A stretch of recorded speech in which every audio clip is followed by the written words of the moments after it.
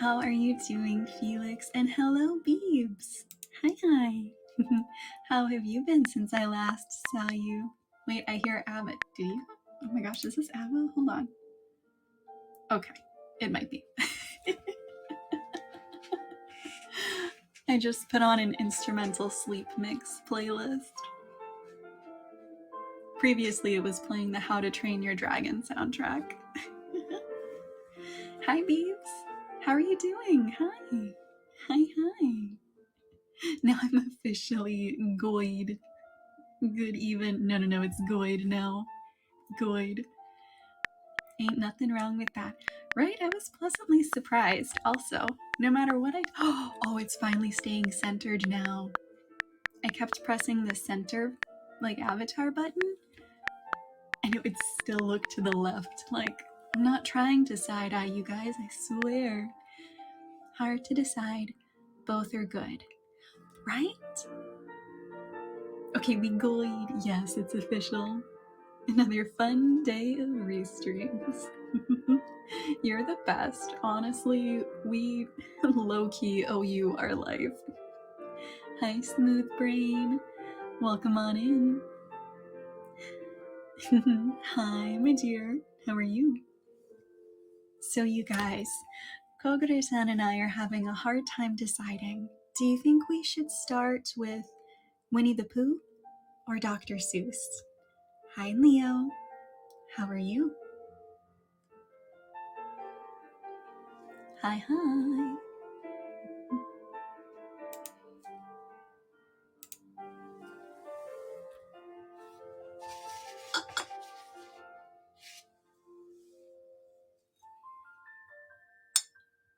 Mangy creature. What a greeting. What a warm welcome. Cutely.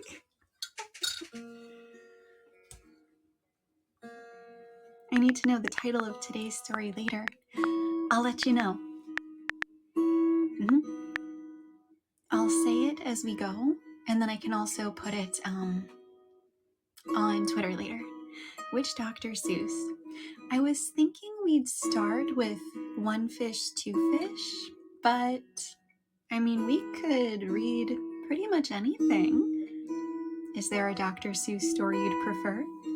But I do have a soft spot for Winnie the Pooh. Who's your favorite Winnie the Pooh character, Felix? Kitten Whiskers gets angry when he misses me. Wholesome. Y'all love one another, we know it. I don't necessarily mean in a shippy way. Unless you want it to be in a shippy way. Piglet is my favorite too.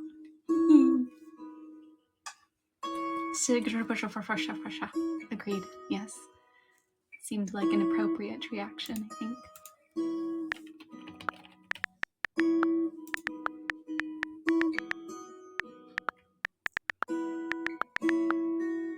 Kitten Whiskers, come here. He's just a shy little guy. He is, he's so cute. I think of myself as more of an Eeyore. Eeyore's such a sweet character. I always feel bad reading the stories about him, though. It's just I just wish I could go give him a hug. Piglet, he's small and cute. He's so adorable. Constantly having to overcome his fears, right? I just love Winnie the Pooh in general. Is this an instrumental cover of Time After Time?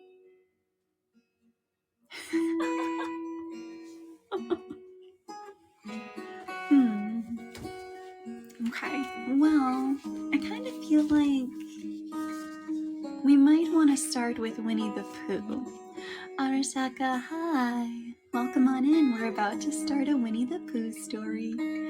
But the beautiful thing about Eeyore is how his friends come to support him. Agreed. Except for when they accidentally troll him. Because that happens too. Hi, Deepsea. I've been waiting to see you again. It hasn't been that long, silly. But I'm glad you're here. Shalisa, hi. Hello, hello. How are you doing? Wait, is this what I think it is? Is this an instrumental cover of Ocean Eyes? Okay, low-key one of my favorite songs. Don't tell anyone. Fine. Oh, good. We're about to start some Winnie the Pooh here just in time. Yes, I think so too, right? Hi, Puffy. Hi, hi. It's good to see you. Hope you're having a good day, Lumi. You too. I'm gonna mess up how to say your name. Weinholm? Weinholmstoff? Hi. Milliseconds without mommy. Too many beeps.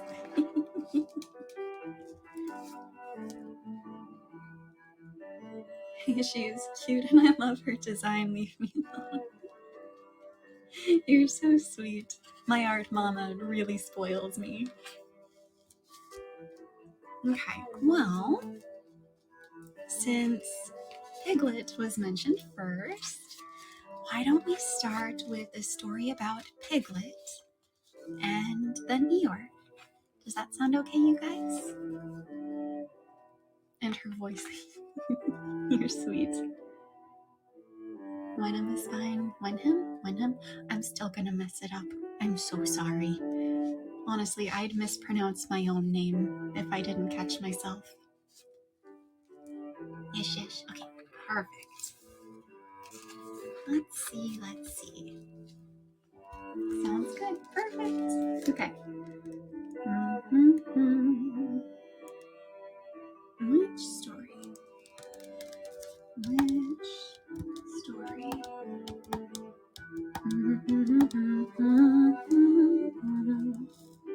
All right. Well, last time we did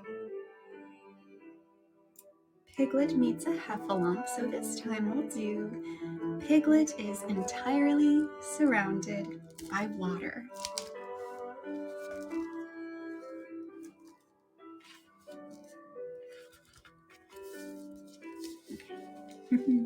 Here we go. In which Piglet is entirely surrounded by water. It rained, and it rained, and it rained. Piglet told himself that never in all his life, and he was goodness knows how old, 3, was it, or 4? Never had he seen so much rain. Days and days and days. If only, he thought as he looked out of the window, I had been in Pooh's house, or Christopher Robin's house, or Rabbit's house when it began to rain, then I should have had company all this time, instead of being here all alone, with nothing to do except wonder when it will stop. And he imagined himself with Pooh saying, "Did you ever see such rain, Pooh?" And Pooh saying, "Isn't it awful, Piglet?" And Piglet saying, "I wonder how it is over Christopher Robin's way." And Pooh saying, "I should think poor old Rabbit is about flooded out by this time." It would have been jolly to talk like this. And really, it wasn't much good having anything exciting like floods if you couldn't share them with somebody. For it was rather exciting. The little dry ditches in which Piglet had nosed about so often had become streams. The little streams across which he had splashed were rivers, and the river, between whose steep banks they had played so happily, had sprawled out of its own bed and was taking up so much room everywhere that Piglet was beginning to wonder whether it would be coming into his bed soon. "It's a little anxious," he said to himself, "to be a very small animal entirely surrounded by water. Christopher Robin and Pooh could escape by climbing trees, and Kanga could escape by jumping. Oh, and Rabbit, he could escape by burrowing, and Owl could escape by flying, and Eeyore could escape by making a loud noise until rescued. And here I am, surrounded by water, and I can't do anything.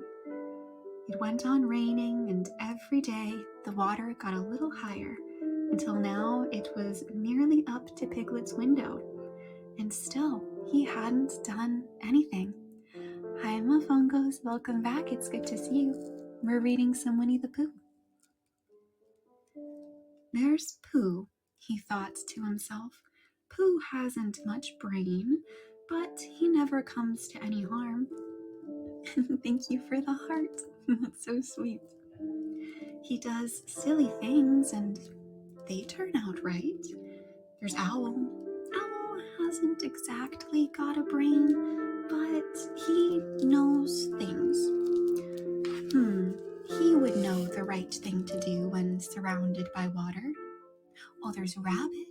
He hasn't learned in books, but he can always think of a clever plan. Oh, there's Kanga. She isn't clever. Kanga isn't. But she would be so anxious about Roo that she would do a good thing to do without thinking about it. And then there's Eeyore.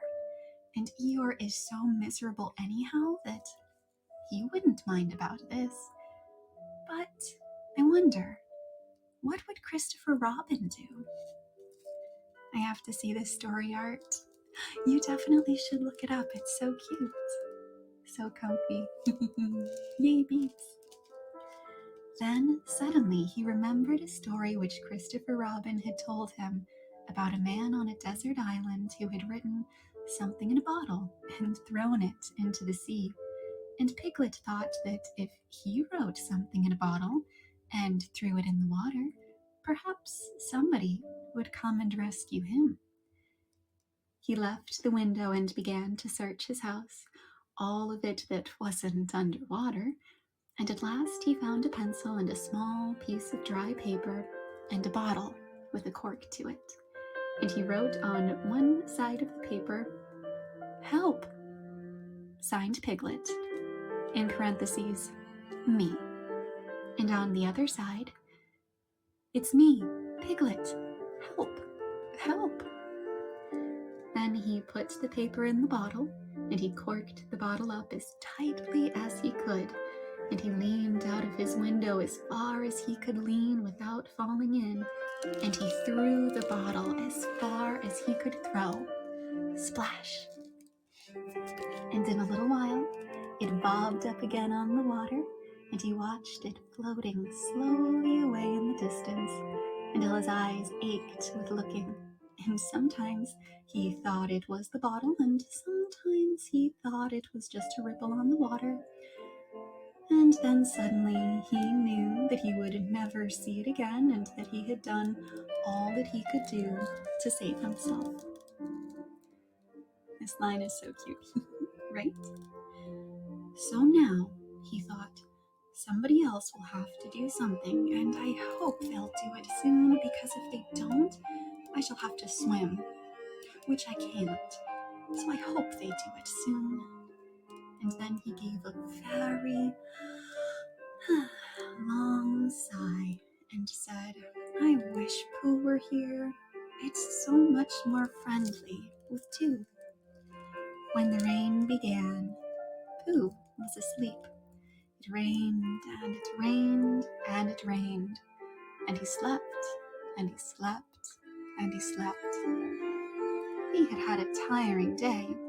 You remember how he had discovered the North Pole? Well, he was so proud of this that he had asked Christopher Robin if there were any other poles, such as a bear of little brain might discover. There's a South Pole, said Christopher Robin, and I expect there's an East Pole and a West Pole, though people don't really talk about those. Pooh was very excited to hear this, and he suggested that they should have an expedition, not an expedition, but an expedition to discover the East Pole. But Christopher Robin had thought of something else to do with Kanga, so Pooh went out to discover the East Pole by himself. Whether he discovered it or not, I forget. But he was so tired when he got home that in the very middle of his supper, after he had been eating for little more than half an hour, he fell fast asleep in his chair and slept and slept and slept. And then suddenly he was dreaming. He was at the East Pole, and it was a very cold pole with the coldest sort of snow and ice all over it. He had found a beehive to sleep in, but there wasn't any room for his legs, so he left them outside. And wild woozles, such as inhabit the East Pole, came and nibbled all the fur off of his legs to make nests for their young. And the more they nibbled, the colder his legs got, until suddenly he woke up with an ow! And there he was, sitting in his chair with his feet in the water, and water all around him. He splashed to his door and looked out. "This is serious," said Pooh. "I must have an escape." So he took his largest pot of honey and escaped with it to a broad branch of his tree, well above the water, and then he climbed down again and escaped with another pot. And when the whole escape was finished, there was Pooh, sitting on his branch, dangling his legs, and there beside him were 10 pots of honey. 2 days later, there was Pooh, sitting on his branch, dangling his legs, and there beside him were 4 pots of honey. 3 days later, there was Pooh, sitting on his branch, dangling his legs, and there beside him was 1 pot of honey. 4 days later, there was Pooh, and it was on the morning of the 4th day that Piglet's bottle came floating past him, and with one loud cry of "Honey!" Pooh plunged into the water, seized the bottle, and struggled back to his tree. "Oh, bother," said Pooh as he opened it. "All that wet for nothing. What's that bit of paper doing?" He took it out and looked at it. "It's a message," he said to himself. "That's what it is. And that letter is a P. And so is that. And so is that. And P means Pooh. So it's a very important message to me. And I can't read it. I must find Christopher Robin, or Owl, or Piglet, one of those clever readers who can read things, and they will tell me what this message means. Only I can't swim. Oh, bother." Then he had an idea, and I think that for a bear of very little brain, it was a good idea. He said to himself, "If a bottle can float, then a jar can float, and if a jar floats, I can sit on the top of it if it's a very big jar." So he took his biggest jar and corked it up. "All boats have to have a name," he said, "so I shall call mine the Floating Bear."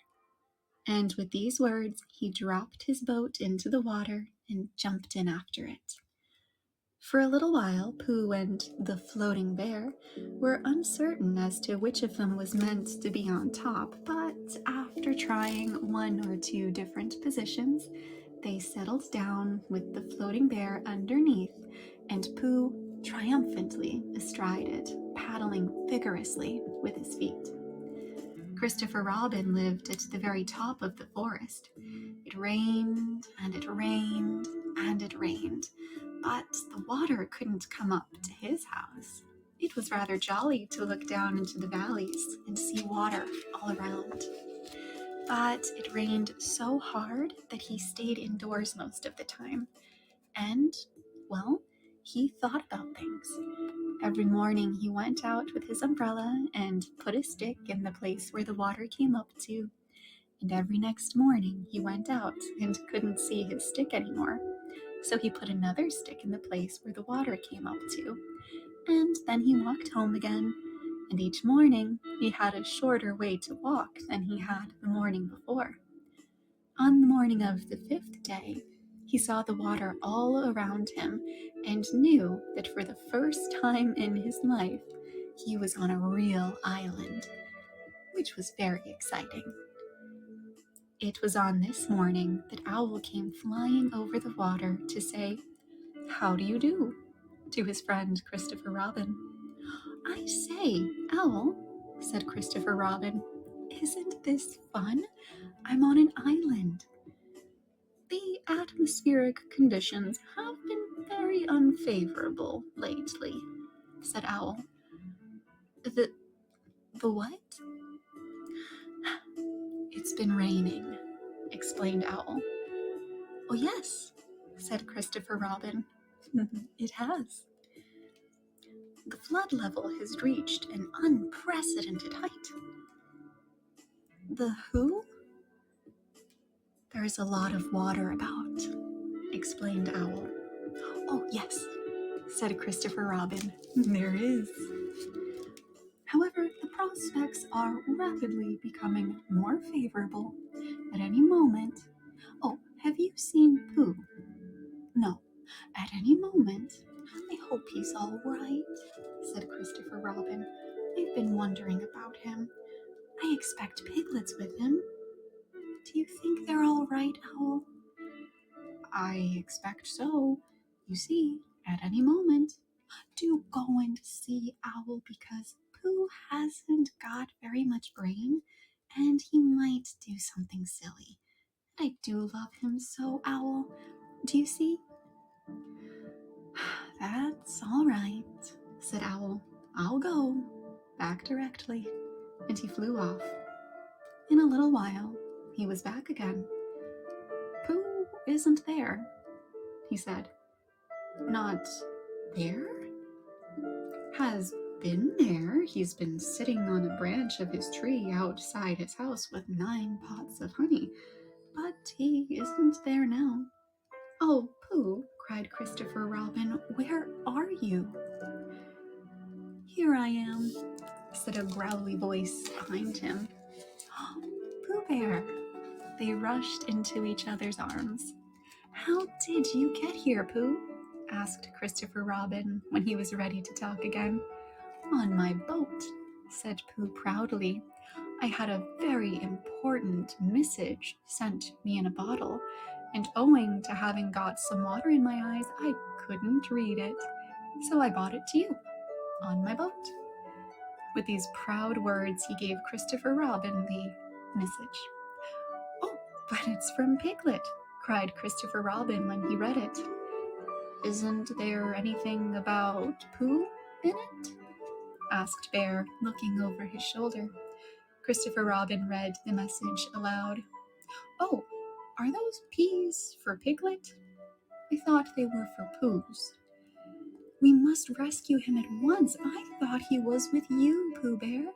Owl, could you rescue him on your back?" I don't think so," said Owl after a grave thought.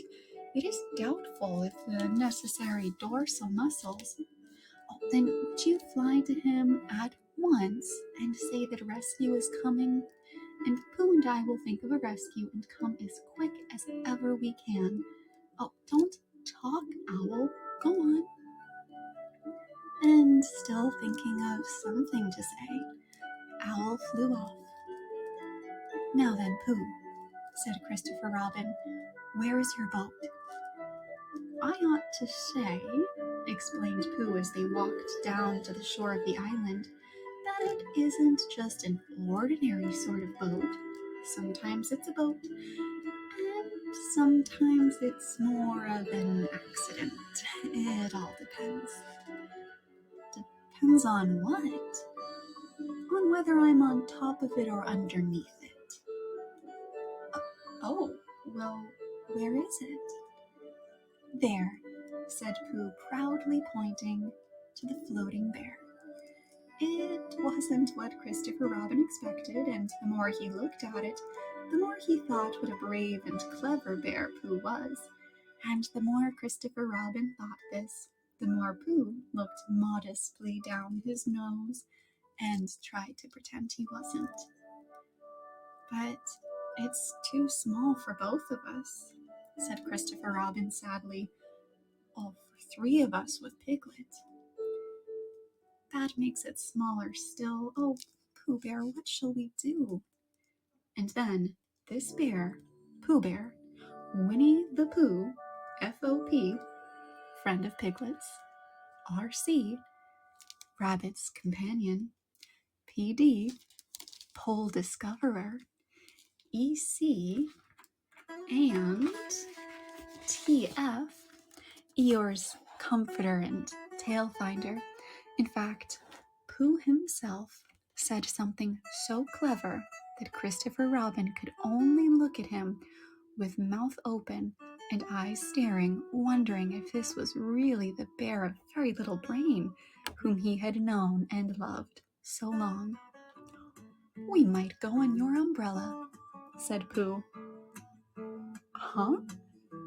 We might go in your umbrella, said Pooh. What? We might go in your umbrella, said Pooh. Oh! For suddenly Christopher Robin saw that they might. He opened his umbrella and put it point downwards in the water. It floated, but wobbled. Pooh got in.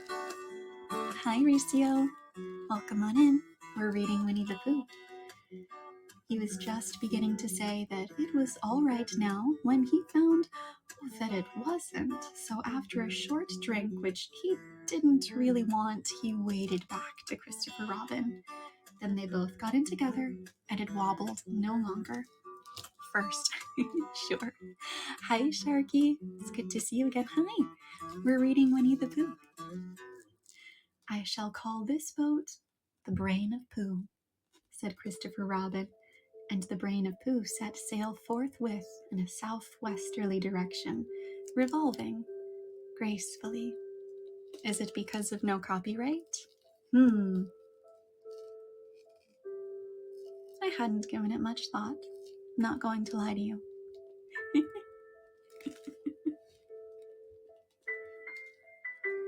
You can imagine Piglet's joy when at last the ship came in sight of him. In after years, he liked to think that he had been in very great danger during the terrible flood, but the only danger he had really been in was in the last half hour of his imprisonment, when Owl, who had just flown up, sat on a branch of his tree to comfort him and told him a very long story about an aunt who had once laid a seagull's egg by mistake. And the story went on and on and on, rather like this sentence, until Piglet, who was listening out of his window without much hope, went to sleep quietly and naturally, slipping slowly out of the window towards the water until he was only hanging by his toes, at which moment, luckily, a sudden loud squawk from Owl, which was really part of the story, being what his aunt said, woke Piglet up and just gave him time to jerk himself back into safety and say, "How interesting, and did she?" When, well, you can imagine his joy when at last he saw the good ship, the Brain of Pooh, Captain C. Robin, First Mate P-Bear, coming over the sea to rescue him. Hi, Neko-sama. Hi, Feisty. Hi, you guys. Welcome on in. We're reading Winnie the Pooh, in case you couldn't tell. It's a relaxing stream. Hey, I'm glad you think so. Thank you for the heart, Ricio. This music makes it sound so dramatic. Well, it is dramatic. There's water everywhere. Hydration check. I do have to catch up on my hydration. Maybe in a bit. But you guys should hydrate. Hi, Jasmine. Welcome on in. We're reading some stories Winnie the Pooh before the accident. Felix, what are those eyes for? Hi, Mina. It's good to see you again. We're just finishing up our first Winnie the Pooh story. And wouldn't you know it, that is really the end of the story. And as I am very tired after that last sentence, I think I shall stop there. Hi, how are you?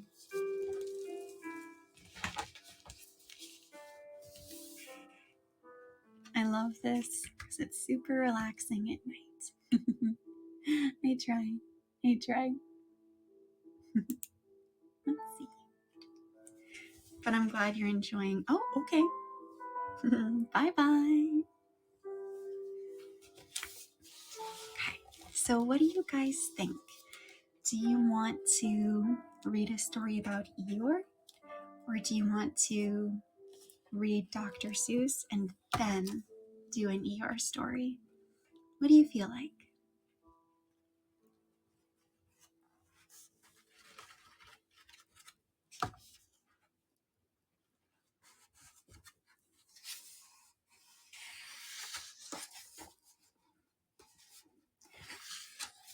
Dr. Seuss first. Okay, we have 2 for Dr. Seuss, 3 for Dr. Seuss, 4. Oh, meanwhile, Puffy, over on Twitch, the lone Eeyore proponent.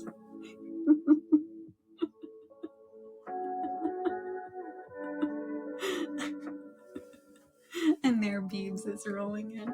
Oh, Puffy. We'll do Eeyore right after Dr. Seuss. Fortunately, Dr. Seuss tends to be pretty short. Pooh. I'm glad you're enjoying it, and we'll go back to Pooh soon. You got green eggs and ham? We can read that. I did do it last time, but as long as those of you who might have been here for that don't mind hearing it again, we can always read it again.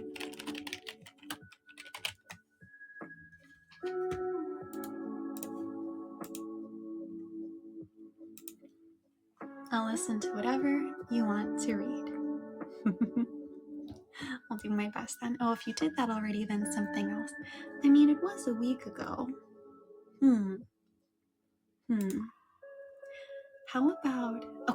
How about this? Up to you. Pressure's on. I feel like you can hear Dr. Seuss stories over and over again, and they don't really get old. So let's do green eggs and ham, and we'll do a different Dr. Seuss story after that. Well, after Eeyore, I should say. Alrighty, so here we go with Green Eggs and Ham by Dr. Seuss.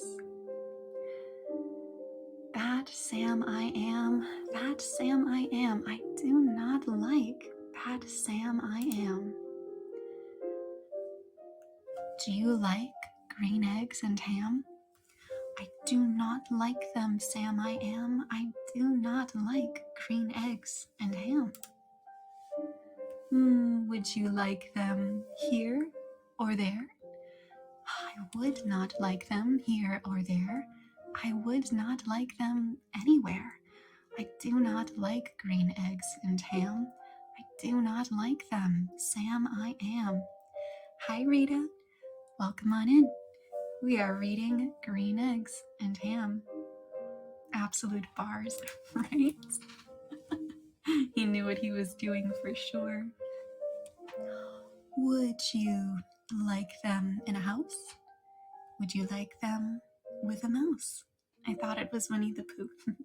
We'll go back to that after this, I promise. I do not like them in a house. I do not like them with a mouse. I do not like them here or there. I do not like them anywhere. I do not like green eggs and ham. I do not like them, Sam I am. Would you like them with a mouse? Hit me hard. What do you mean? Would you eat them in a box? Would you eat them with a fox? Not in a box, not with a fox, not in a house, not with a mouse. I would not eat them here or there. I would not eat them anywhere. I do not like green eggs and ham. I do not like them, Sam, I am. Would you, could you, in a car? Eat them, here they are. Welcome back, Smooth Brain. I would not, could not, in a car. Well, you may like them, you will see. You may like them in a tree. Hi, Necro. We're reading Green Eggs and Ham. I would not, could not, in a tree. Not in a car. You let me be. I do not like them in a box. I do not like them with a fox. I do not like them in a house. I do not like them with a mouse. I do not like them here or there. I do not like them anywhere. I do not like green eggs and ham. I do not like them, Sam, I am. Hi, Milk Coco, welcome. We're reading some Dr. Seuss. A train, a train, a train, a train. Could you, would you, in a train? Not in a train, not in a tree, not in a car. Sam, let me be. I would not, could not, in a box. I could not, would not, with a fox. I will not eat them with a mouse. I will not eat them in a house. I will not eat them here or there. I will not eat them anywhere. I do not eat green eggs and ham. I do not like them, Sam, I am. Say, in the dark? Here in the dark? Would you, could you, in the dark? I would not, could not, in the dark. Would you, could you, in the rain? I would not, could not, in the rain. Not in the dark, not on a train, not in a car, not in a tree. I do not like them, Sam, you see. Not in a house, not in a box, not with a mouse and not with a fox. I will not eat them here or there. I do not like them anywhere. You don't like them. But Mina, he hasn't tried them. How does he know if he doesn't like them? But Sam is quite pushy. Hi, Honu. Welcome, we're reading Dr. Seuss. You're right, Queen. That's you. Hi, hi, hi. Hopefully you can relax with us for a bit. You do not like green eggs and ham? I do not like them. Sam, I am. Hi. Oh, your name gave me a chuckle. Hi. Welcome on in. Thank you for joining us for some Dr. Seuss. Could you, would you, with a goat? I would not, could not, with a goat. Would you, could you, on a boat? I could not, would not, on a boat. I will not, with a goat. I will not eat them in the rain. I will not eat them on a train. Not in the dark, not in a tree, not in a car. You let me be. I do not like them in a box. I do not like them with a fox. I will not eat them in a house. I do not like them with a mouse. I do not like them here or there. I do not like them anywhere. I do not like green eggs and ham. I do not like them, Sam, I am. You do not like them, so you say, but try them, and you may. Try them, and you may, I say. Sam, if you will let me be, I will try them, and you will see. Say, I like green eggs and ham. I do. I like them, Sam, I am. And I would eat them in a boat, and I would eat them with a goat. I will eat them in the rain, and in the dark, and on a train, and in a car, and in a tree. They are so good, you see. So I will eat them in a box, and I will eat them with a fox. I will eat them in a house, and I will eat them with a mouse. I will eat them here and there. Say, I will eat them anywhere. I do so like green eggs and ham. Thank you, Sam, I am. Mina, oh no. I wonder if green eggs and ham are actually good. You know, I wonder that too. What makes them green? Reminds me of the Sam I Am creepypasta. There's a Sam I Am creepypasta. Ooh, there's a thought. Would you guys ever want to do some creepypasta readings? Not tonight, because we're doing bedtime stories, but maybe another time? What do you think? I work with kids and read this book daily. I'm so sorry. We're going back to Winnie the Pooh next, if that helps. Yes? Okay, we have a yes for creepypastas. Hi, Tethera. It's good to see you. Still busy, so can't end stream. Rating with a party of 9. Hi, you guys. Yes, yes, yes. Sounds like a good idea. Alrighty, that's 3 yeses. Alrighty, that does it. Next week, we'll do some creepypasta readings. Your voice works so well for any story theme. Ooh, even something a little eerie, a little spooky even. I'll do my best.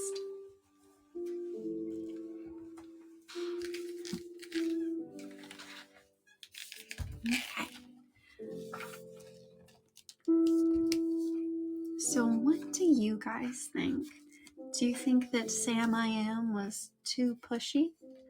Or do you think it's good that he kept insisting that his friend try that dish? Your tone would give a creepypasta such a scary tone. Ooh, alrighty. It'll be like the opposite of a bedtime story stream. And let's see, so we're reading an Eeyore story next. Oh, we could do the classic in which Eeyore loses a tail. I think that might be a good starting point for Eeyore. It depends on the relationship between them. That's a good point. That's a very good point, Felix. Like, were they acquaintances? Were they lifelong buddies? I think it's good to have friends that push you out of your comfort zone, especially if it's something they think you'll enjoy. I think so too. I agree, Beebs. He was just Tsum Tsum for Green Ham. What a thing to be Tsum Tsum over. He was a bit too pushy, but it's good to try new things. Yeah, like there could have been a better balance to be struck. No, I suppose that would have made the climax of the story, when he finally did try the green eggs and ham, less satisfying and less surprising. But he was a bit too pushy. Maybe Sam I Am knows him well enough and is close enough to him to know what he will probably like. We may never know. It's like trying to recommend a new anime or song to a friend. You know, I have a really hard time getting into new anime, even if it's recommended.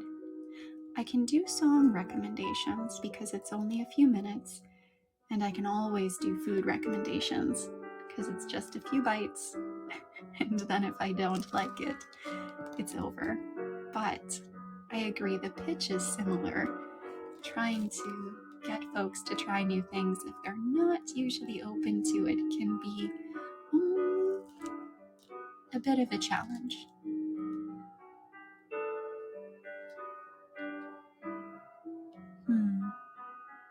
Do you call them green hams despite the... Isn't it green eggs and ham though, peeps? I think the same, but I also think that it is good to leave a person's personal space and understand when someone just doesn't want to do something as much fun as it is, says Deep Sea. Right? It's such a fine line to walk. And to Felix's point, I think a lot of it might depend on the relationship between them. I don't know about you guys, but I definitely have friends who, if they tried to push me repeatedly to do something, I would definitely close off and I would not like it. But I also have some friends who they could get away with it, and I'd probably cave at a certain point, and I wouldn't begrudge them for it. It's a bit of a gray area.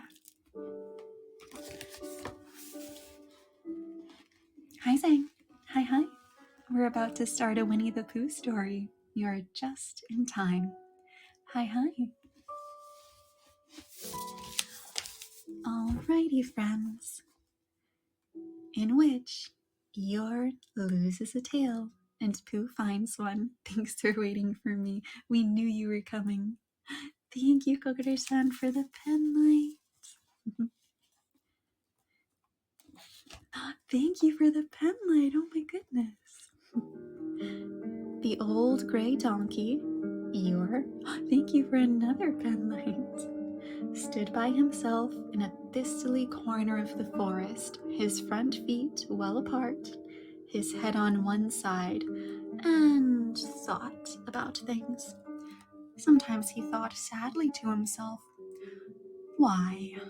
And sometimes he thought, wherefore? And sometimes he thought, inasmuch which? And sometimes he didn't quite know what he was thinking about. So when Winnie the Pooh came stumping along, Eeyore was very glad to be able to stop thinking for a little in order to say, how do you do, in a gloomy manner. And how are you? Said Winnie the Pooh. Eeyore shook his head from side to side. Not very how, he said. I don't seem to have felt at all how for a long time. Dear, said Pooh. I'm sorry about that. Let's have a look at you.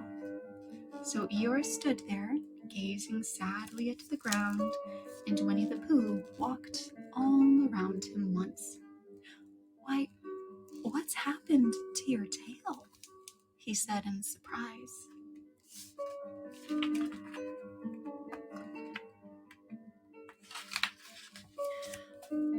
What has happened to it?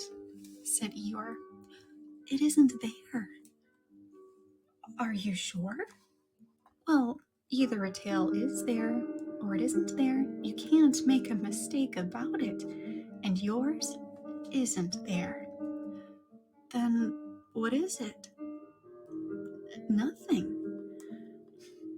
Let's have a look, said Eeyore, and he turned slowly round to the place where his tail had been a little while ago, and then finding that he couldn't catch it up, he turned around the other way until he came back to where he was at first.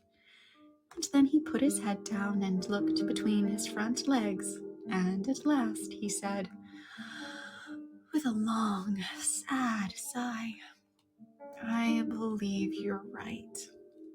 Of course I'm right, said Pooh. That accounts for a good deal, said Eeyore gloomily. It explains everything. No wonder. You must have left it somewhere, said Winnie the Pooh. Somebody must have taken it, said Eeyore. How like them, he added after a long silence.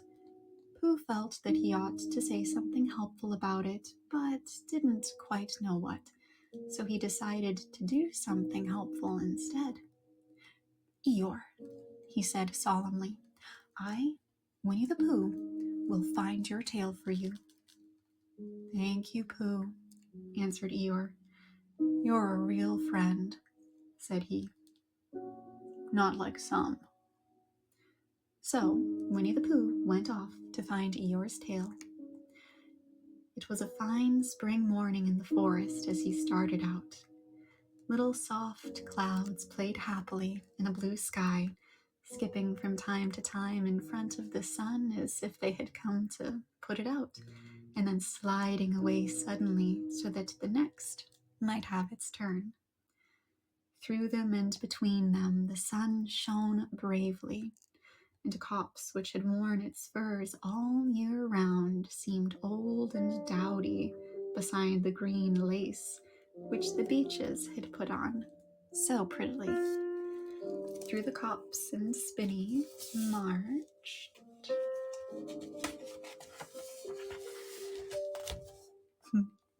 Bear, down open slopes of gorse and heather, over rocky beds of streams, up steep banks of sandstone into the heather again, and so at last, tired and hungry, to the 100-acre wood. For it was in the 100-acre wood that Owl lived.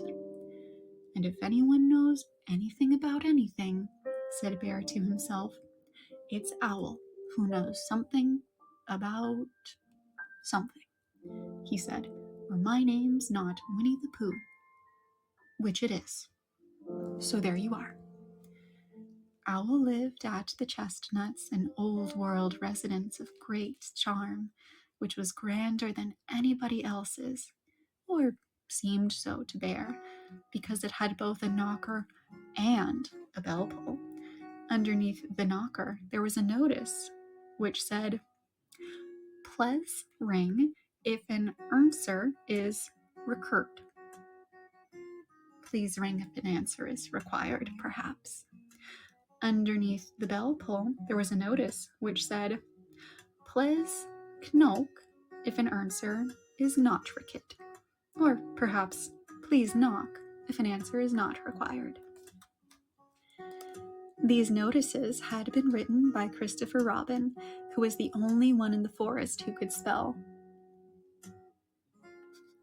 For Owl, wise though he was in many ways, able to read and write and spell his own name, W-O-L, yet somehow went all to pieces over delicate words like measles and buttered toast.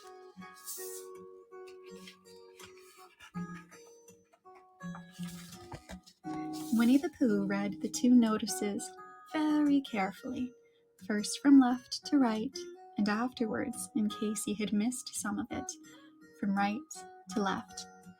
Hi, Karma. Welcome on in. We're reading some Winnie the Pooh. Then, to make quite sure, he knocked and pulled the knocker, and he pulled and knocked the bell rope, and he called out in a very loud voice, Owl, I require an answer. It's Bear speaking. And the door opened, and Owl looked out. Well, hello, Pooh, he said. How's things? Terrible and sad, said Pooh, because Eeyore, who is a friend of mine, has lost his tail, and he is moping about it. So could you very kindly tell me how to find it? Well, said Owl, the customary procedure in such cases is as follows. What does crustamony precede cake mean? Said Pooh, for I am a bear of very little brain and long words bother me. It means the thing to do. Oh, as long as it means that, I don't mind, said Pooh humbly. The thing to do is as follows. First, issue a reward. Then, just a moment, said Pooh, holding up his paw. What do we do to this? What if you were saying you sneezed just as you were going to tell me? I didn't sneeze. Yes, you did, Owl. Excuse me, Pooh. I didn't. You can't sneeze without knowing it. Well, you can't know it without something having been sneezed. What I said was first, issue a reward. You're doing it again, said Pooh sadly. A reward, said Owl very loudly. We write a notice to say that we will give a large something to anybody who finds Eeyore's tail. I see, said Pooh, nodding his head. Talking about large somethings, he went on dreamily, I generally have a small something about now, about this time in the morning, and he looked wistfully at the cupboard in the corner of Owl's parlor. Just a mouthful of condensed milk or whatnot, with perhaps a lick of honey. Well then, said Owl, we write out this notice and we put it up all over the forest. Just a lick of honey, murmured Bear to himself, or not, as the case may be. And he gave a deep sigh and tried very hard to listen to what Owl was saying. But Owl went on and on, using longer and longer words, until at last he came back to where he started, and he explained that the person to write out this notice was Christopher Robin. It was he who wrote the ones on my front door for me. Did you see them, Pooh?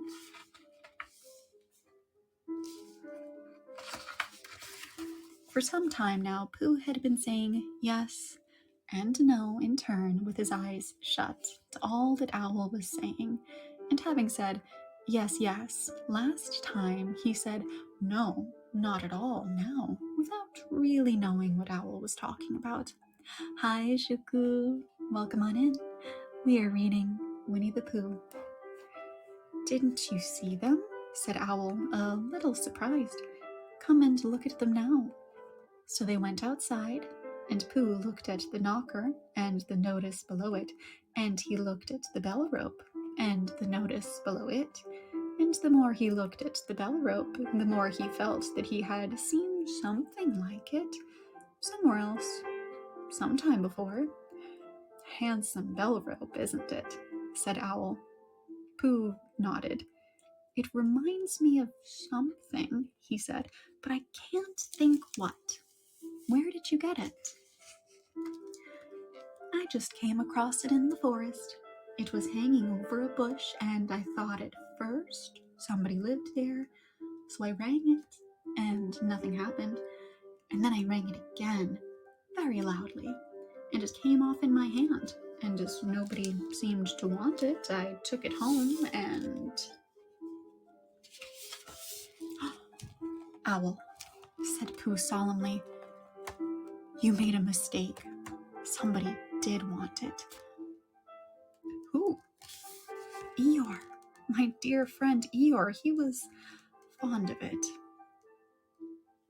Fond of it? Attached to it, said Winnie the Pooh sadly.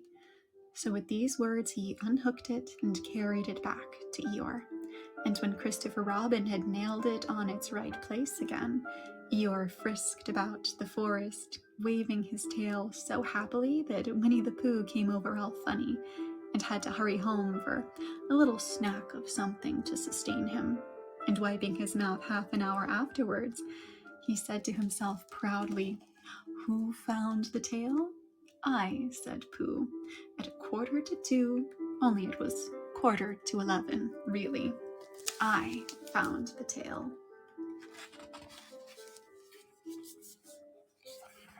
All right, my friends. That was In Which Eeyore Loses a Tail and Pooh Finds One.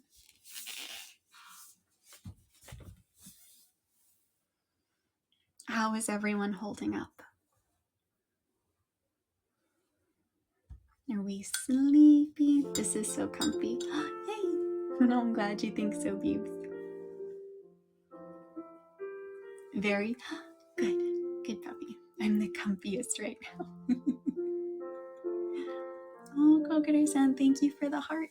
Heart right back at you.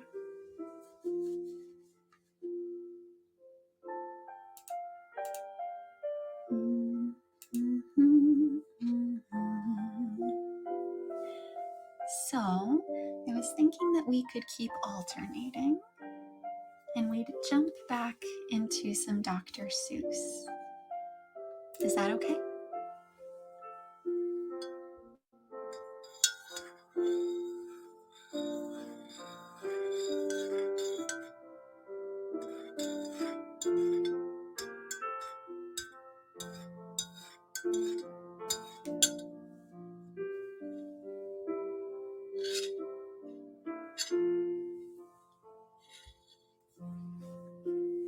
More Seuss, says Beebs. The Beebs has spoken. Okay. Let's do one fish, two fish. One fish, two fish, red fish, blue fish by Dr. Seuss. One fish, two fish, red fish, blue fish. Black fish, blue fish, old fish, new fish. I am drinking coffee because I'm quite sleepy. Unintentional coffee ASMR. This one has a little star. This one has a little car. Say, what a lot of fish there are. Yes, some are red and some are blue. Some are old and some are new. Some are sad and some are glad. And some are very, very bad. Why are they sad and glad and bad? I do not know. Go ask your dad. Some are thin and some are fat. The fat one has a yellow hat. From here to there, from there to here, funny things are everywhere. Hi, Star. Welcome. We're reading Dr. Seuss. Here are some who like to run. They run for fun in the hot, hot sun. Oh me, oh my, oh me, oh my. What a lot of funny things go by. Some have 2 feet, and some have 4. Some have 6 feet, and some have more. Hi, Maisie. We're reading Dr. Seuss. Where do they come from? I can't say, but I bet they have come a long, long way. We see them come, we see them go. Some are fast, and some are slow. Some are high, and some are low. Not one of them is like another. Don't ask us why. Go ask your mother. Say, look at his fingers. 1, 2, 3. How many fingers do I see?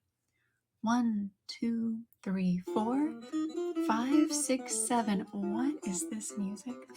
8, 9, 10. He has 11. We are changing the background music real quick. What is this? There we go. 11. This is something new. I wish I had 11 too.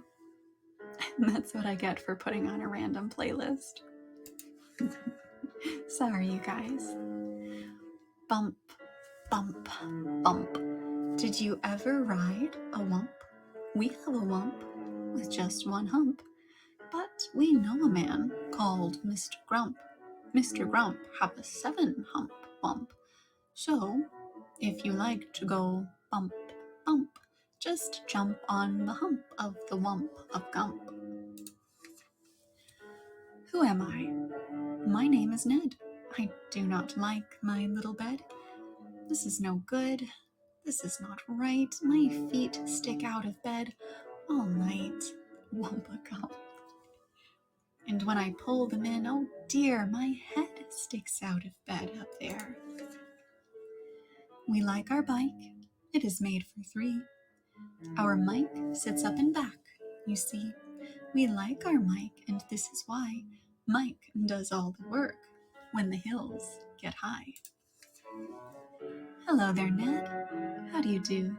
Tell me, what is new? How are things in your little bed? What is new? Please tell me, Ned.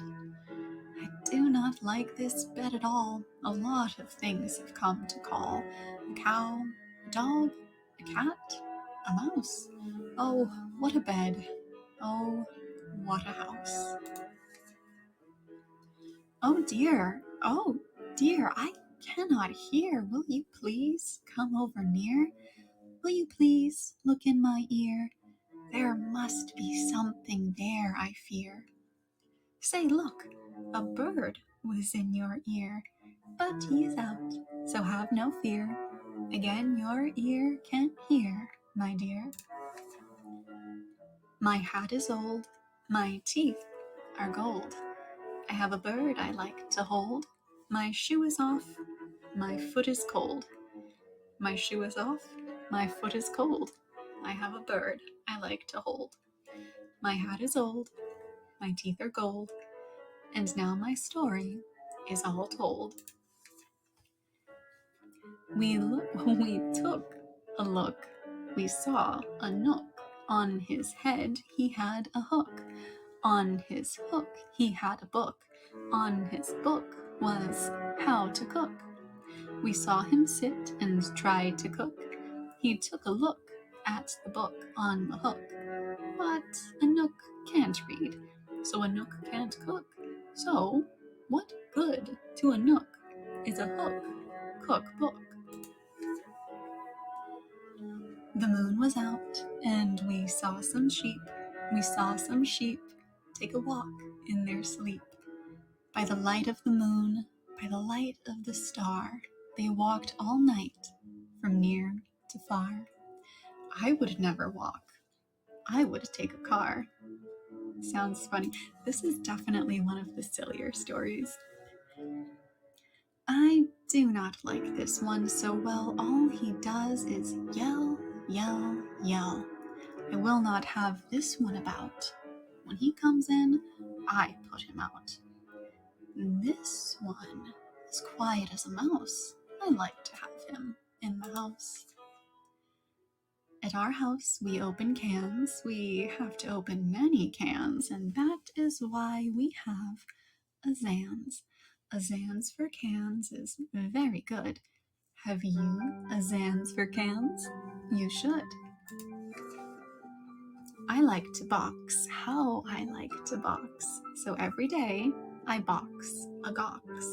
In yellow socks, I box my gox. I box in yellow socks. It is fun to sing if you sing with a ying. My ying can sing like anything. I sing high, and my ying sings low. And we are not too bad, you know? This one, I think, is called a yink. He likes to wink. He likes to drink. Hello, hers. We're reading Dr. Seuss. He likes to drink and drink and drink. The thing he likes to drink is ink. The ink he likes to drink is pink. He likes to wink and drink pink ink. So, if you have a lot of ink, then you should get a yink, I think. Hop, hop, hop. I am a yop. All I like to do is hop from finger top to finger top. I hop from left to right and then hop, hop. I hop right back again. I like to hop all day and night from right to left and left to right. Why do I like to hop, hop, hop? I do not know. Go ask your pop. Brush, brush, brush, brush. Comb, comb, comb, comb. Blue hair is fun to brush and comb. All girls who like to brush and comb should have a pet like this at home. Who is this pet? Say, he is wet. You have never yet met a pet, I bet, as wet as they let this wet pet get. Did you ever fly a kite in bed? Did you ever walk with 10 cats on your head? Did you ever milk this kind of cow? Well, we can do it. We know how. If you never did, you should. These things are fun, and fun is good. Hello, hello, are you there? Hello, I called you up to say hello. I said hello. Can you hear me, Joe? Oh no, I cannot hear your call. I cannot hear your call at all. This is not good, and I know why. A mouse has cut the wire. Goodbye. From near to far, from here to there, funny things are everywhere. These yellow pets are called the Zeds. They have one hair upon their heads. Their hair grows fast, so fast, they say. They need a haircut every day. Who am I? My name is Ish. On my hand, I have a dish. I have this dish to help me wish. When I wish to make a wish, I wave my hand with a big swish, swish. And then I say, I wish for fish, and I get fish right on my dish. So if you wish to wish a wish, you may swish for fish with my ish, wish, dish. At our house, we play out back. We play a game called Ring the Gack. Would you like to play this game? Come down. We have the only gack in town. Look what we found in the park in the dark. We will take him home. We will call him Clark. He will live at our house. He will grow and grow. Will our mother like this? We don't know. And now, good night. It is time to sleep. So we will sleep with our pet, Zeep. Today is gone, and today was fun. Tomorrow is another one. Every day from here to there, funny things are everywhere.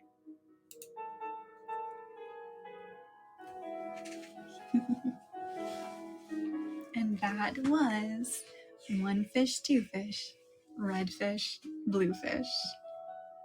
That very bad fish, Mrs. Beebs. Poor Mike. Welcome back, Mina.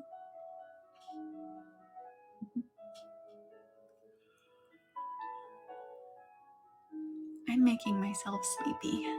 Oh my. Hello. Oh, thank you for the heart eyes. I'm sending you heart hands, even though tracking can't pick it up. Oh, yes. So what do you guys want to do? Do you want to go back to Winnie the Pooh? Do you want more Dr. Seuss? Or something else altogether, maybe?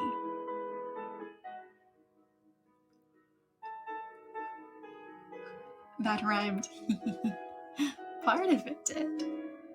I couldn't manage the rest, though.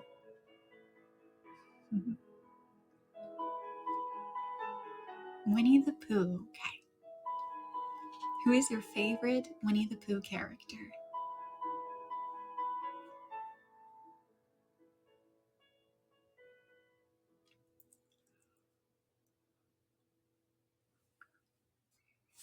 Piglet. I love how many of us like Piglet. Okay, let's find another Piglet story.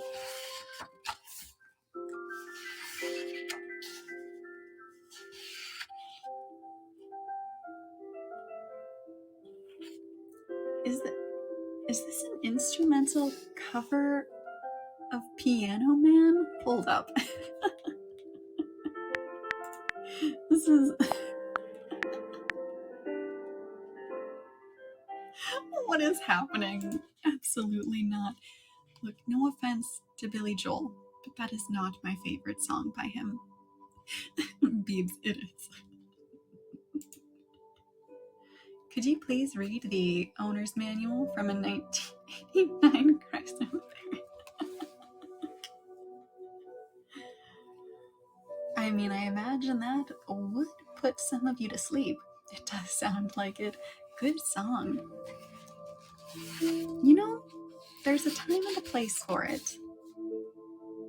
But I feel like bedtime stories might not be it.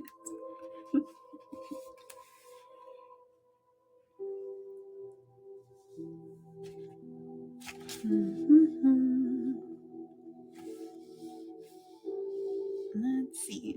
Okay.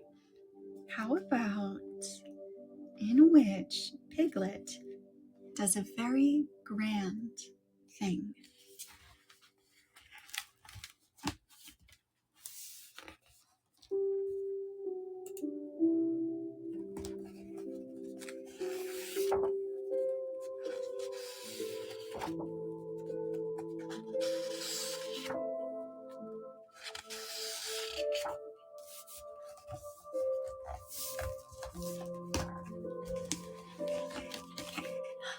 In which Piglet does a very grand thing. Halfway between Pooh's house and Piglet's house was a thoughtful spot where they met sometimes when they had decided to go and see each other. And as it was warm and out of the wind, they would sit down there for a little while and wonder what they would do now that they had seen each other. One day, when they had decided not to do anything, Pooh made up a verse about it, so that everybody should know what the place was for. This warm and sunny spot belongs to Pooh, and here he wonders what he's going to do. Oh bother, I forgot. It's Piglet's, too. Now one autumn morning, when the wind had blown all the leaves off the trees in the night, and was trying to blow the branches off, Pooh and Piglet were sitting in the thoughtful spot, and wondering. What I think, said Pooh, is I think we'll go to Pooh Corner and see Eeyore, because perhaps his house has been blown down, and perhaps he'd like us to build it again. Well, what I think, said Piglet, is I think we'll go and see Christopher Robin, only he won't be there, so we can't. Let's go and see everybody, said Pooh. Because when you've been walking in the wind for miles and you suddenly go into somebody's house and he says, "Hello, Pooh," you're just in time for a little smackerel of something. And you are, then that's what I call a friendly day. Piglet thought that they ought to have a reason for going to see everybody, like looking for small or organizing an expedition, if Pooh could think of something. Pooh could. We'll go because it's Thursday, he said, and we'll go to wish everybody a very happy Thursday. Come on, Piglet. They got up, and when Piglet had sat down again, because he didn't know the wind was so strong and had been helped up by Pooh, they started off. They went to Pooh's house first, and luckily Pooh was at home just as they got there. So he asked them in, and they had some...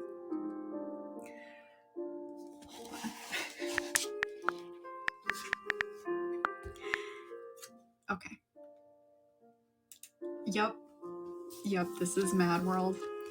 I need to tell you guys, I picked a playlist that's just called Instrumental Sleep Mix. And I need to know who decided that falling asleep to an instrumental cover of Mad World was a good idea. We're just gonna skip past that. Hi, Autumn. It's good to see you. Oh, this sounds eerie. Hold on. Here we go. This is better.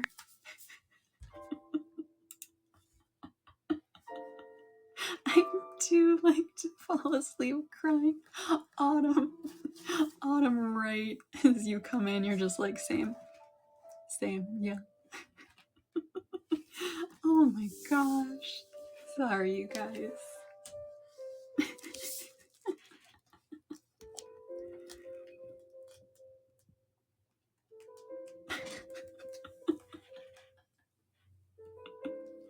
Thank you, Autumn. We're reading Winnie the Pooh. Just. I need to stop laughing. Oh my gosh. Sleepy too. It's getting late here. Is it late for you guys? Oh my gosh, I lost my place. Oh, right. So he asked them it's 11:25. Hello, my fellow Eastern Standard Timer. But I like this song, right? It's from Spirited Away, isn't it? Sleepy time, smooth brain. And then they went on to Kanga's house, holding on to each other and shouting, "Isn't it?" And "What?" And "I can't hear." By the time they got to Kanga's house, they were so buffeted that they stayed to lunch. Just at first, it seemed rather cold outside afterwards, so they pushed on to Rabbit's as quickly as they could. "We've come to wish you a very happy Thursday," said Pooh, when he had gone in and out once or twice just to make sure that he could get out again. "Yes, Spirited Away, let's go."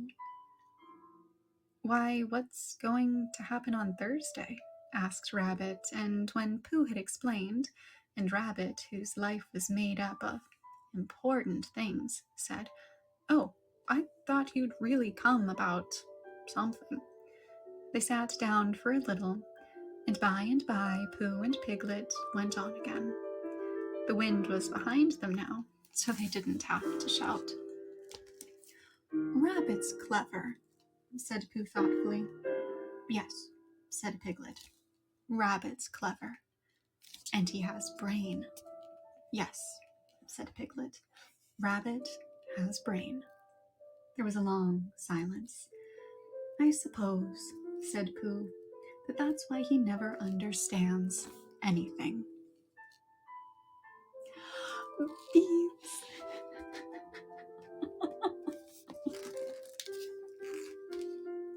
Christopher Robin was at home by this time, because it was the afternoon, and he was so glad to see them that they stayed there until very nearly tea time. And then they had a very nearly tea, which is one you forget about afterwards, and hurried on to Pooh Corner, so as to see Eeyore before it was too late to have a proper tea with Owl. "Hello, Eeyore," they called out cheerfully. "Ah," said Eeyore. "Lost your way?" "We just came to see you," said Piglet, "and to see how your house was. Look, Pooh, it's still standing." "I know," said Eeyore. "Very odd. Somebody ought to have come down and pushed it over." "We wondered whether the wind would blow it down," said Pooh. "Ah, that's why nobody's bothered, I suppose. I thought perhaps they'd forgotten." "Well, we're very glad to see you, Eeyore. And now we're going on to see Owl." "That's right. You'll like Owl. He flew past a day or two ago and noticed me. He didn't actually say anything, mind you, but he knew it was me. Very friendly of him, I thought. Encouraging." Pooh and Piglet shuffled about a little and said, "Well, goodbye, Eeyore," as lingeringly as they could, but they had a long way to go and wanted to be getting on. "Goodbye," said Eeyore. "Mind you don't get blown away, little Piglet. You'd be missed. People would say, 'Where's little Piglet been blown to?' really wanting to know. Well, goodbye, and thank you for happening to pass me." "Goodbye," said Pooh and Piglet for the last time, and they pushed on to Owl's house.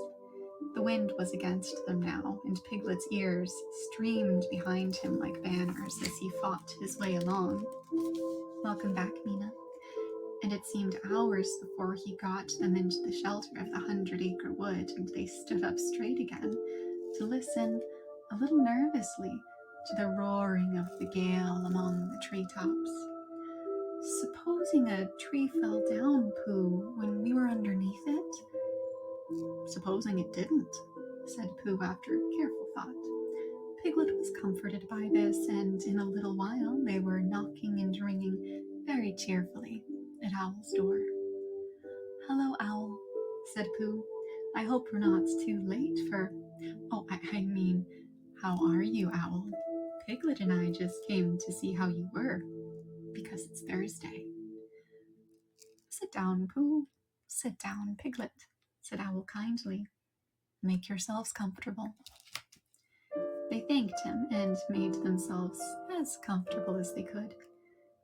"Because you see, Owl," said Pooh, "we've been hurrying so as to be in time so as to see you before you went away again." Owl nodded solemnly. "Correct me if I am wrong," he said, "but am I right in supposing that it is a very blustery day?" "Very," said Piglet, who was quietly thawing his ears and wishing that he was safely back in his own house.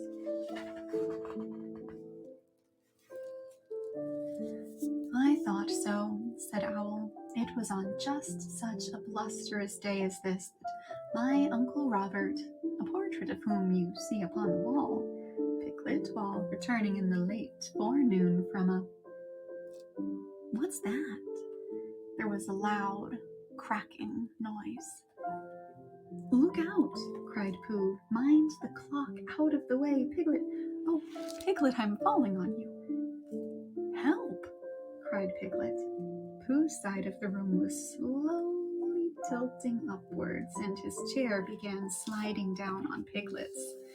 The clock slithered gently upon the mantelpiece, collecting vases on the way, until they all crashed together onto what had once been the floor, but was now trying to see what it looked like as a wall. Uncle Robert, who was going to be the new hearthrug, was bringing the rest of his wall with him as carpet. He met Piglet's chair just as Piglet was expecting to leave it, and for a little while it became very difficult to remember which was really north. Then there was another loud crack. Owl's room collected itself feverishly, and there was silence. In a corner of the room, the tablecloth began to wriggle. Then it wrapped itself into a ball and rolled across the room. Then it jumped up and down once or twice and put out 2 ears. It rolled across the room again and unwound itself. "Pooh," said Piglet nervously. "Yes," said one of the chairs. "Where are we?" "I'm not quite sure," said the chair. Are we in Owl's house?" "I think so, because we were just going to have tea and we hadn't had it." "Oh," said Piglet. "Well, did Owl always have a letterbox in his ceiling?"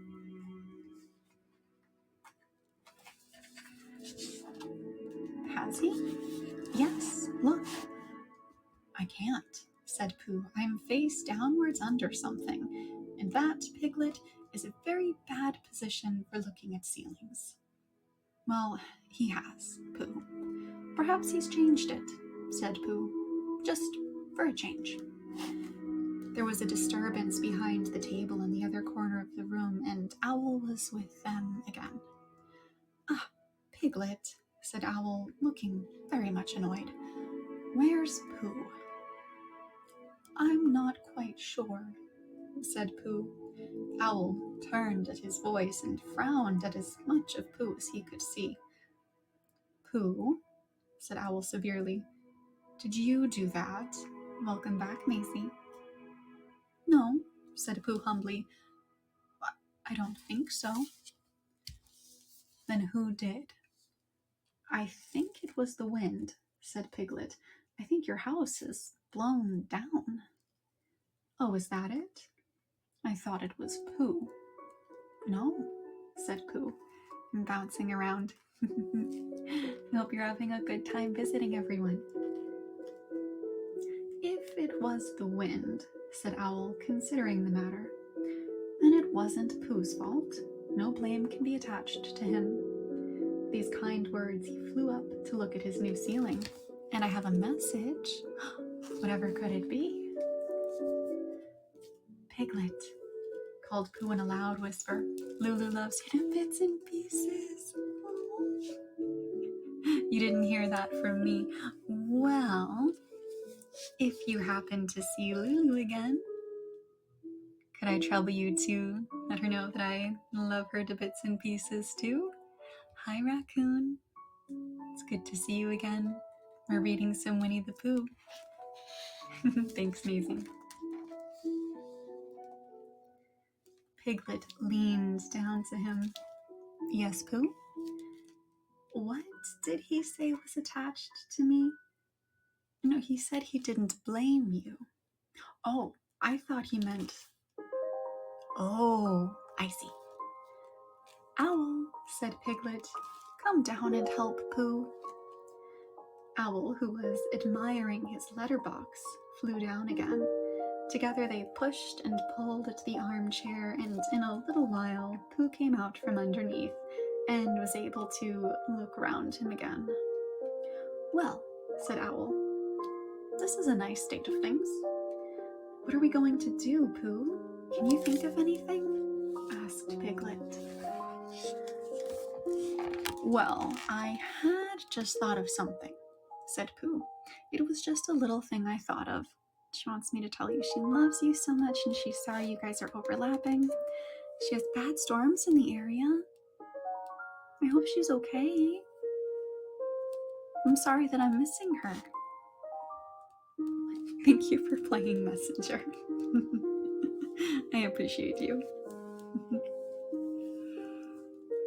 BRB, okay. And he began to sing.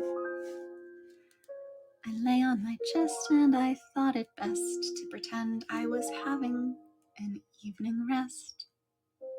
You're sorry? Oh, just say I'm sorry I can't catch her. I lay on my tum and I tried to hum, but nothing particular seemed to come.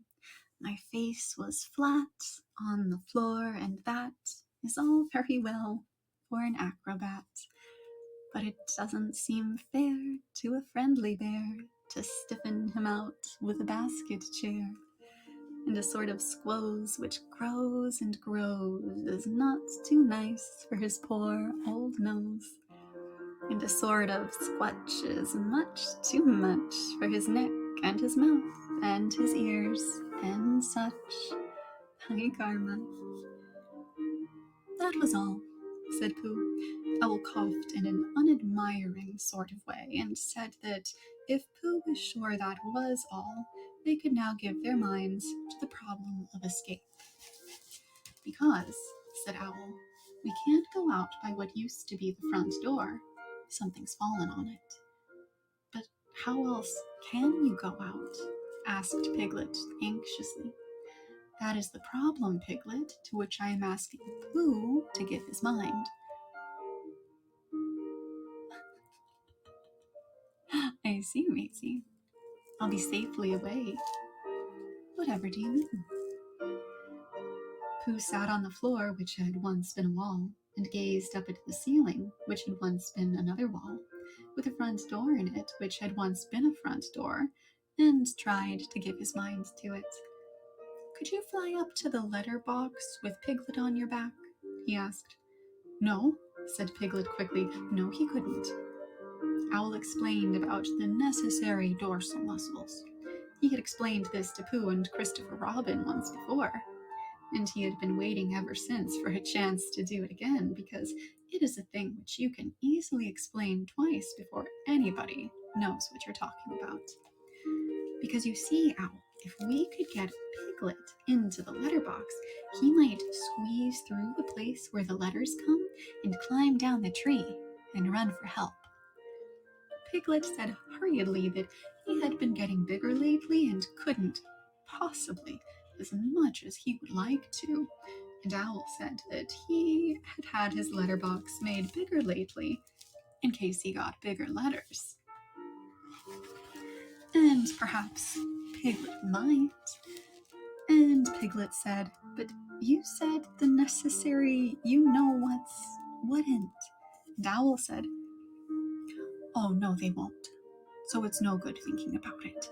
And Piglet said, then we'd better think of something else. And began to, at once. But Pooh's mind had gone back to the day when he had saved Piglet from the flood, and everybody had admired him so much. And as that didn't often happen, he thought he would like it to happen again. And suddenly, just as it had come before, an idea came to him. Owl, said Pooh, I have thought of something. Astute and helpful bear, said Owl. Pooh looked proud at being called a stout and helpful bear, and said modestly that he just happened to think of it. You tied a piece of string to Piglet, and you flew up to the letterbox with the other end in your beak, and you pushed it through the wire, and brought it down to the floor, and you and Pooh pulled hard at this end, and Piglet went slowly up at the other. And there you were. And there Piglet is, said Owl, if the string doesn't break. Supposing it does break? Asked Piglet, wanting to know. Then we try another piece of string. This was not very comforting to Piglet, because however many pieces of string they tried pulling up with, it could always be the same hymn coming down. But still, it did seem the only thing to do, so with one last look back in his mind at all the happy hours he had spent in the forest, not being pulled up to the ceiling by a piece of string, Piglet nodded bravely at Pooh and said it was a very clever plan. It won't break, whispered Pooh comfortingly, because you're a small animal, and I'll stand underneath. And if you save us all, it will be a very grand thing to talk about afterwards. And perhaps I'll make up a song, and people will say it was so grand what Piglet did that a respectful Pooh song was made about it. Piglet felt much better after this, and when everything was ready and he found himself slowly going up to the ceiling, he was so proud that he would have called out, "Look at me," if he hadn't been afraid that Pooh and Owl would let go of their end of the string and look at him. Up we go, said Pooh cheerfully. The ascent is proceeding as expected, said Owl helpfully. Soon it was over. Piglet opened the letterbox and climbed in. Hi, UNB, welcome. We're reading Winnie the Pooh. Then, having untied himself, he began to squeeze into the slot through which, in the old days when front doors were front doors, many an unexpected letter that WOL had written to himself had come slipping. Thank you for the pen light. He squeezed and he squoze, and then with one last squoze, he was out. Happy and excited, he turned around to squeak a last message to the prisoners. It's all right, he called through the letterbox. Your tree is blown right over, Owl. And there's a branch across the door, but Christopher Robin and I can move it, and we'll bring a rope for Pooh, and I'll go and tell him now, and I can climb down quite easily. I mean, it's dangerous, but I can do it all right. Goodbye, Pooh. And without waiting to hear Pooh's answering goodbye and thank you, Piglet, he was off. Half an hour, said Owl, settling himself comfortably.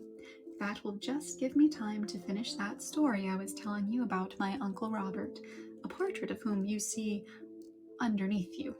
Now, let me see, where was I? Oh yes, it was on just such a blusterous day as this that my Uncle Robert... Pooh closed his eyes. And that was the end of in which Piglet does a very grand thing.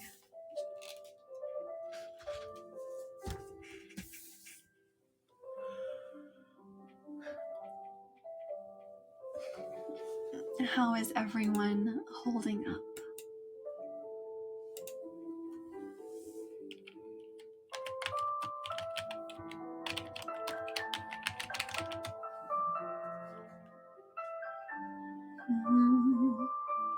Sleepy.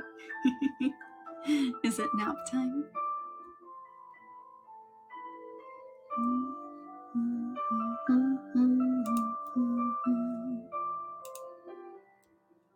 Still the comfiest jelly alive. I'm glad.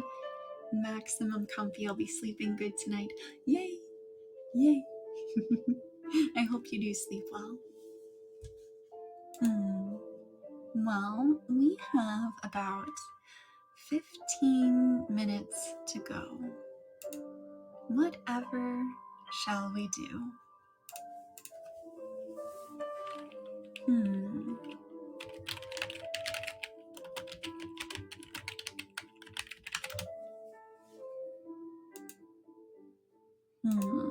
Suppose we could go back to some Dr. Seuss.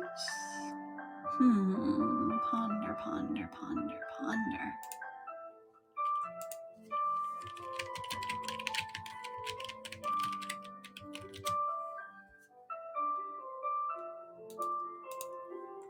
Clack, clack, clack. The ASMR you didn't ask for, but it's here.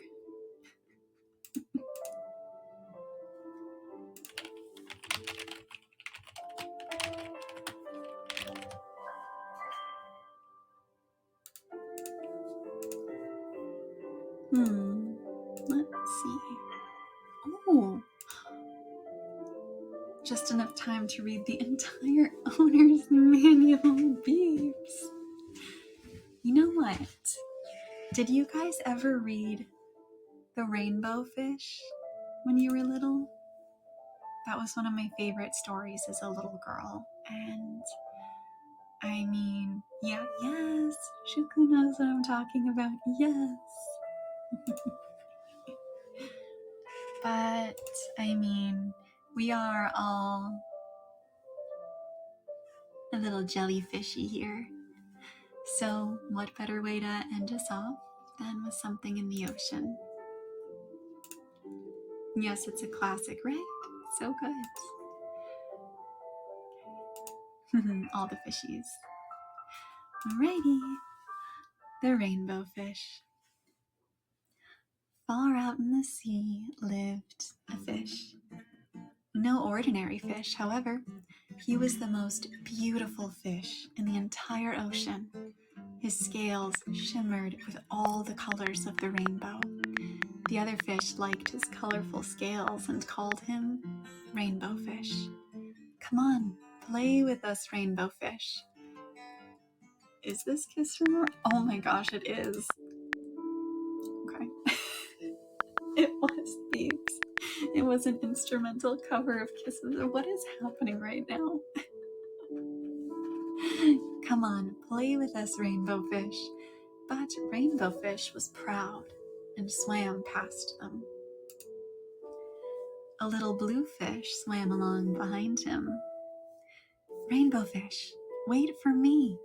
Please, give me one of your glittering scales. They are so beautiful, and you've got so many. Give you one of my scales? What are you thinking of? Cried Rainbow Fish. Get away from me. Shocked, the little blue fish swam away. Welcome back, Karma. Still excited, he told his friends about it. From then on, nobody wanted any more to do with Rainbow Fish. They turned away when he swam past them. What use were Rainbow Fish's beautiful scales if they were no longer admired by anyone? Now he was the loneliest fish in the entire ocean. I'm so beautiful, why doesn't anybody like me. In a cave behind the coral reef lives the wise octopus. Perhaps he can help you, said a starfish. Haven't heard this story in a long time, right? It's been a long time for me too. Rainbow Fish found the cave. It was very dark here. He could hardly see anything.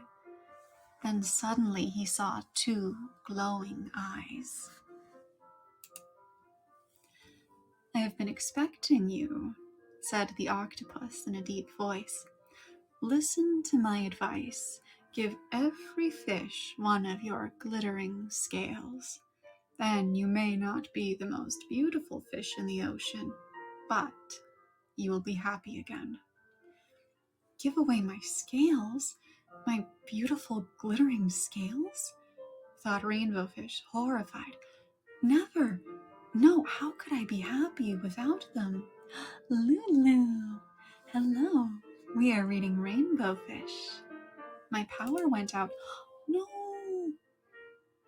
Were you still streaming? No, Lulu! I heard it's storming where you are. Are you okay?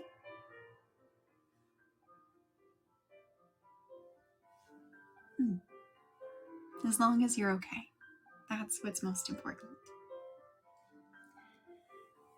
Suddenly, he felt the light touch of a fin. The little blue fish was back. Rainbow Fish, please don't be angry. Please give me one of your glittering scales. A small one. Rainbow Fish hesitated. A very, very small scale, he thought. Why not? I will hardly miss it.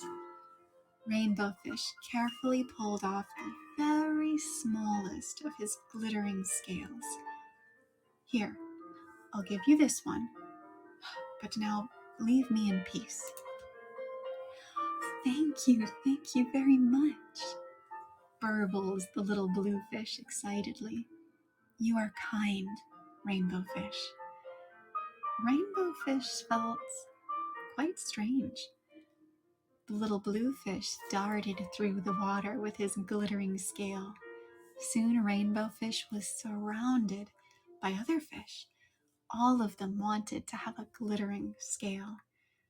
Rainbow Fish shared out his scales, and he felt very happy. Come on, Rainbow Fish, come and play with us, called the others. I'm coming, said Rainbow Fish, and went happily with the others. The end. Oh, I forgot just how short that one is. Oh my.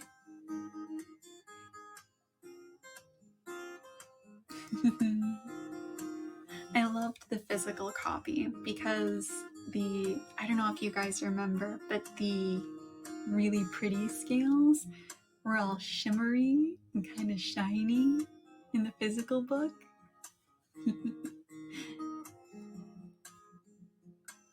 Can you read The Very Hungry Caterpillar, please? Of course.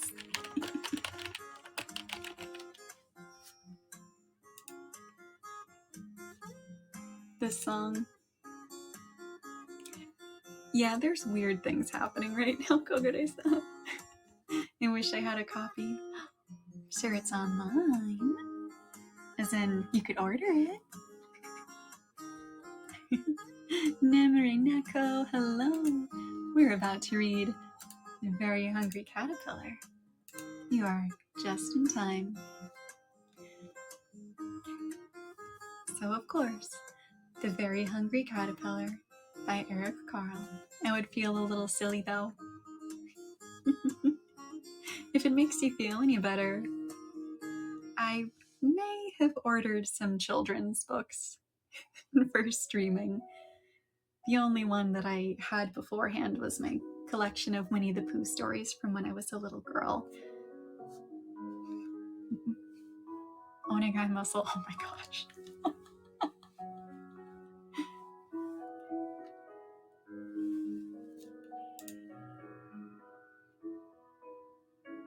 I think the please was what sold it. It was pretty convincing. Puffy also knew what was up with the music. Alright. In the light of the moon, a little egg lay on a leaf. One Sunday morning, the warm sun came up and pop! Out of the egg came a tiny and very hungry caterpillar. He started to look for some food. On Monday, he ate through one apple, but he was still hungry. He started to look for some food. Listening to the Heartful story. On Tuesday, he ate through 2 pears, but he was still hungry. He started to look for some food. On Wednesday, he ate through 3 plums, but still he was hungry. He started to look for some food. On Thursday, he ate through 4 strawberries, but he was still hungry. He started to look for some food. On Friday, he ate through 5 oranges, but he was still hungry. On Saturday, he ate through 1 piece of chocolate cake, 1 ice cream cone, 1 pickle, 1 slice of Swiss cheese, 1 slice of salami, 1 lollipop, 1 piece of cherry pie, 1 sausage, 1 cupcake, and 1 slice of watermelon. The next day was Sunday again. The caterpillar ate through 1 nice green leaf, and after that, he felt much better. Very relatable. Facts. Now he wasn't hungry anymore, and he wasn't a little caterpillar anymore. He was a big, fat caterpillar. He built a small house, called a cocoon, around himself. He stayed inside for more than 2 weeks. Then he nibbled a hole in the cocoon, pushed his way out, and he was a beautiful butterfly. The end.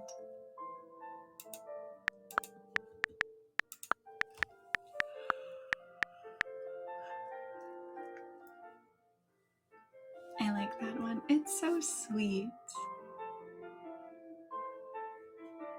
And so nostalgic. Well, my friends, but 3 minutes remain. Whatever shall we do? He left out the part where he liquefies himself in the cocoon. Shh, shh, shh, shh. We just pretend that isn't real. It's okay.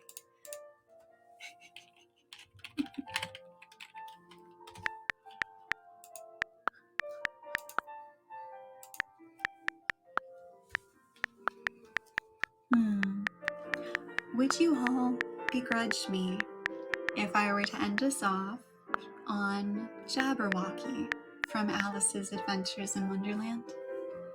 That's not part of the canon. It's part of the science canon.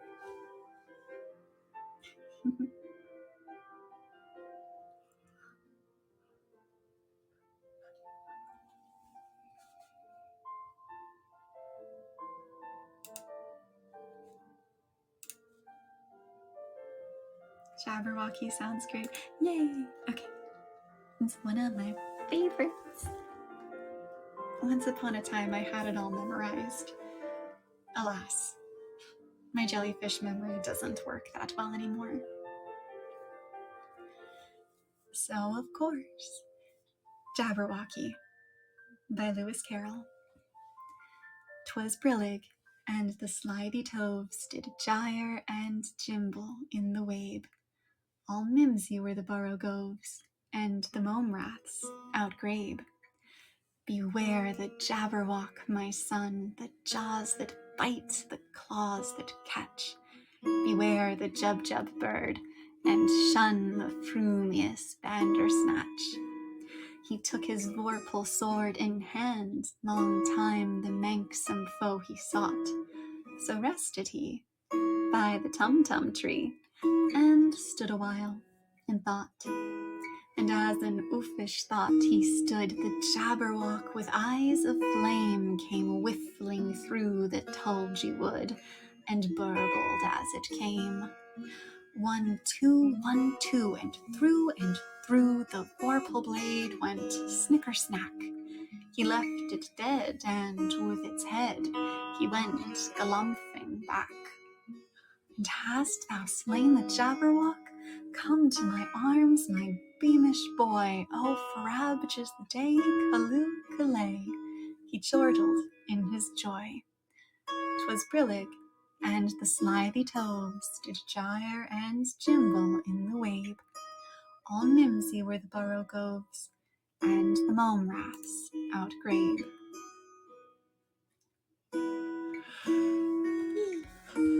And with that,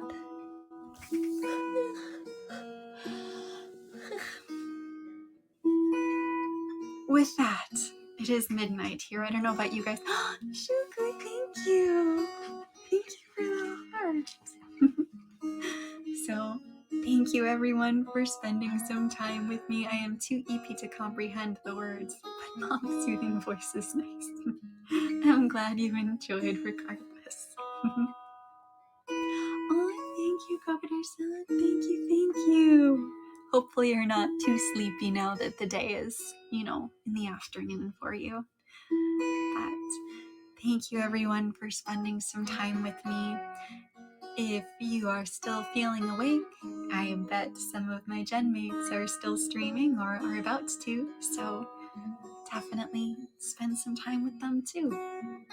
In the meantime, take care of yourselves.